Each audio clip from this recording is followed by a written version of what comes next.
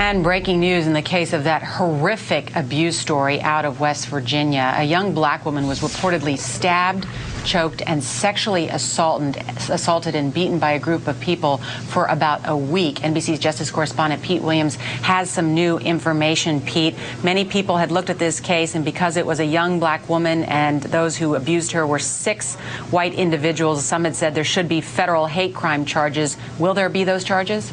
Not for now, and one of the reasons they were looking at them is it was alleged that as they were assaulting her, as they were stabbing her, for example, they were repeatedly using a racial epithet.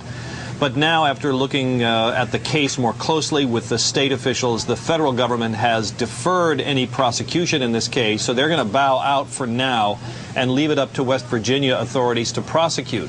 West Virginia has its own hate crime provisions, but their lawyers also say they may not pursue hate crime charges at this point, but use more traditional assault and kidnapping charges, because there's some indication here that the woman involved, Megan Williams, whom you see here, who has been hospitalized, that she had some kind of a relationship with one of these 6 people. Indeed, neighbors had said they thought they saw her in the region before. Other people have thought they said that they saw her around there.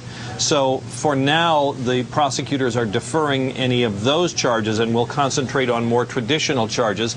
And the question remains, how did she get there? Did someone lure her there? That is still, we're told, under investigation. As for Megan Williams herself, a young woman in her early 20s, her mother says she's doing better and may be out of the hospital in a few days.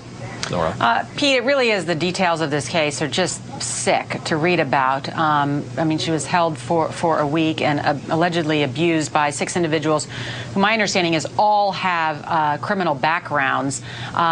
What difference does it make whether she had a previous relationship with one of those who allegedly assaulted her? The question only would be so insofar as the motive for the assault. The theory of the hate crime statutes is that the crime is motivated solely by racial animus. If you have a preceding relationship with someone, that would undercut that charge. But as you're right, as for the sort of depraved nature of the conduct that's at issue here, the fact that there was a previous relationship would in no way work against those charges. They still face, you're right, very serious charges. And many of the 6 not only have a criminal background, but many of them have a history of violent crimes as well. Exactly. Pete Williams, thank you so much for that update. Okay.